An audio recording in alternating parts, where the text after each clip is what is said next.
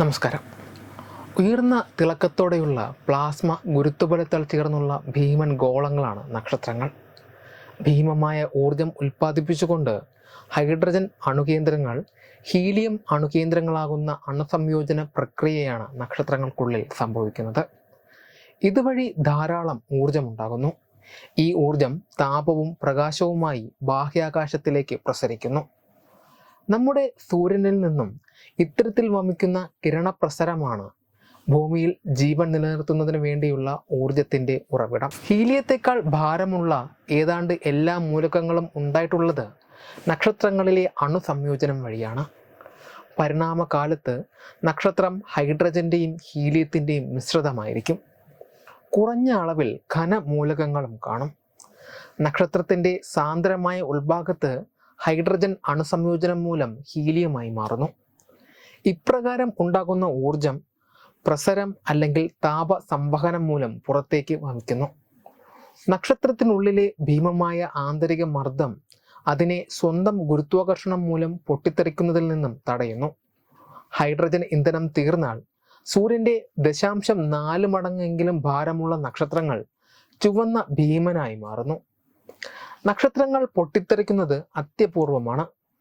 മനുഷ്യർ അതിന് സാക്ഷികളാകുക എന്നത് അതിലും വലിയ അപൂർവതയും. എന്നാൽ അത്തരമൊരു അത്ഭുത ദൃശ്യത്തിന് സാക്ഷികളാകുവാൻ നമുക്ക് അവസരമൊരുങ്ങുകയാണ്. നോർത്തേൺ ക്രൗൺ നക്ഷത്ര സമൂഹത്തിൽ സ്ഥിതി ചെയ്യുന്ന ടി കൊറോണെ ബോറിയലിസ് എന്ന നക്ഷത്രം പൊട്ടിത്തെറിക്കാൻ പോകുന്നു. പാരീസ് ഒബ്സർവേറ്ററിയിലെ ജീൻ ഷ്നൈഡർ മുൻകാല സ്ഫോടന തീയതികളും ബൈനറി സിസ്റ്റത്തിൻ്റെ ഓർബിറ്റൽ എഫെമറിസും സംയോജിപ്പിച്ച് സ്ഫോടനത്തിൻ്റെ സാധ്യമായ തീയതികൾ പ്രവചിച്ചിരുന്നു. ഈ ആഴ്ച അല്ലെങ്കിൽ പിന്നെ നവംബർ 10 അല്ലെങ്കിൽ ജൂൺ 25 ഒക്കെയാണ് പ്രവചിച്ചിരിക്കുന്ന തീയതികൾ. ഭൂമിയിൽ നിന്ന് 3000 പ്രകാശവർഷം അകലെ സ്ഥിതി ചെയ്യുന്ന ടി കൊറോണ ബോറിയലിസ് എന്ന ബൈനറി സ്റ്റാർ സിസ്റ്റത്തിൽ ഓരോ 79 വർഷത്തിലും സ്ഫോടനങ്ങൾ റിപ്പോർട്ട് ചെയ്യപ്പെട്ടിട്ടുണ്ട്. മങ്ങിയ നക്ഷത്രമായ ടി കൊറോണ ബോറിയാലിസ് ആകാശത്ത് പൊടുന്നനെ വെട്ടിത്തിളങ്ങുന്നതും ക്രമേണ മങ്ങുന്നതും പ്രകാശം കുറഞ്ഞ് പഴയ അവസ്ഥയിലെത്തുന്ന നോവയായും കാണാനാകും.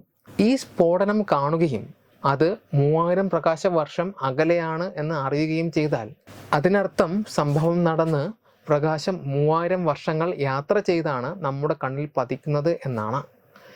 ഈ അപൂർവ സംഭവം ശാസ്ത്രജ്ഞർക്കും നക്ഷത്ര നിരീക്ഷകർക്കും ഒരുപോലെ ആവേശം നൽകുന്നു. TCRBയുടെ സ്ഫോടനം നഗ്നനേത്രങ്ങൾ കൊണ്ട് കാണാൻ കഴിയുന്നത്ര ശക്തമായിരിക്കും എന്നതാണ് ഇതിനെ കൂടുതൽ പ്രത്യേകത ഉള്ളതാക്കി മാറ്റുന്നത്. ചരിത്രത്തിൽ 1866, 1946 എന്നീ വർഷങ്ങളിൽ സമാനമായ സ്ഫോടനങ്ങൾ രേഖപ്പെടുത്തിയിട്ടുണ്ട്. അതിനാൽ 2025 ഈ സംഭവം പുതിയ തലമുറയ്ക്ക് ഒരു അവിസ്മരണീയ അനുഭവമായിരിക്കും. കൂടാതെ ബൈനറി നക്ഷത്ര വ്യവസ്ഥകളെക്കുറിച്ചുള്ള നമ്മുടെ ഗവേഷണത്തിന് പുതിയ വെളിച്ചം നൽകുകയും ചെയ്യും. Web desk Tatwamayi news. Branding partner Edubix online executive education. Focus physiotherapy centre Pattom. Unnat engineering Gujarat. തീർത്ഥയാത്ര.com.